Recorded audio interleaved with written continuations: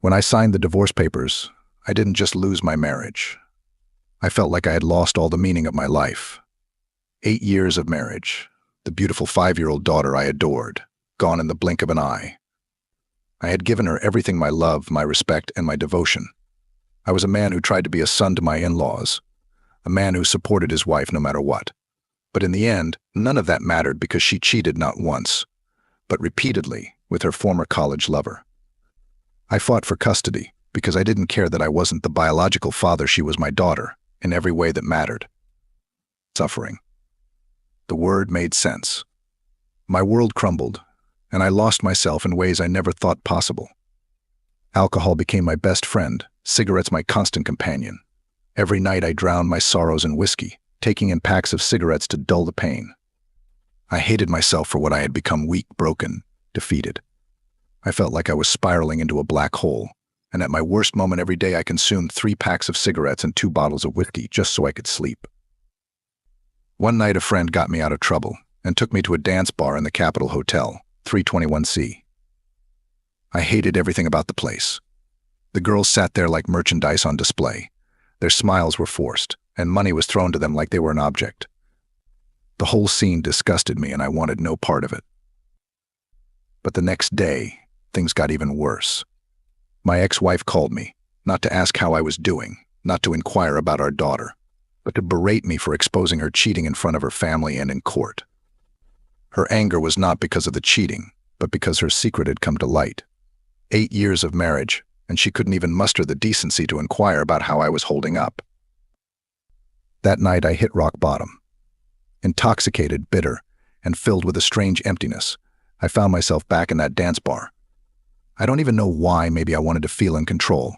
Maybe I just wanted someone to pretend to care about me, even if it was all fake.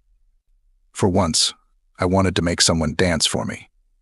But in the middle of the night, the alcohol had weathered enough for me to realize what I was doing.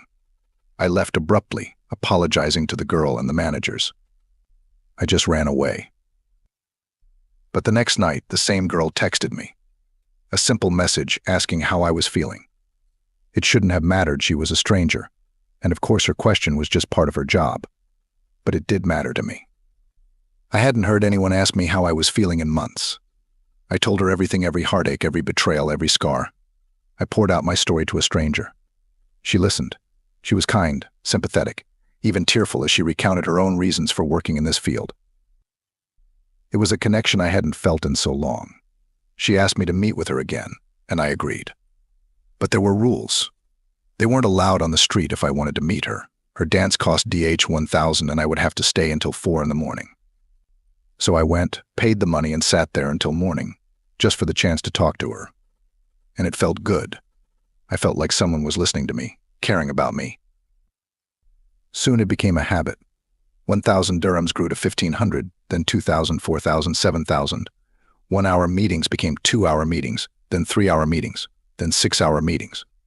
Eventually we started spending entire days together. I felt like I was falling in love. I didn't care about money. It didn't matter because she seemed to genuinely care about me. I began to care about her, her needs, her family problems, her desires. I felt like I finally had something or someone worth living for. 2 months passed. By then I had spent a fortune, but I didn't care. I felt like we had something real. I told her there was no point in continuing to spend so much money every day. I was already living separately, so why not move in together? We could start living together, and when the divorce was finalized, get married. And that's when everything changed. Her answers got shorter and shorter, her reactions slower. She started avoiding me, ignoring my texts, turning into someone I didn't recognize. Yesterday I saw her. She was with another man, holding his hand, smiling at him the way she had once smiled at me. They were sitting in a cafe, sipping coffee, and her look told me everything I wanted to know. I asked around, and it turned out I was never the only one. There were 3 others like me, men she had pleasured, manipulated, and devastated. I was just one of those who bought into her lies. And here I am again. Drunk, heartbroken, and writing this for strangers to read. I've been cheated on twice, and both times in the name of love. I've hit rock bottom, but I'm not giving up. Not for her. Not for my ex-wife. I will not give them that kind of power. I have a daughter, and she needs me. I will live for her. I'll be the father she deserves, and that's enough for me to keep living. Maybe someday I'll find love again. Or maybe I won't. But I know one thing: I will no longer give my heart to people who don't deserve it. For now, I'll just focus on picking up the pieces, day by day.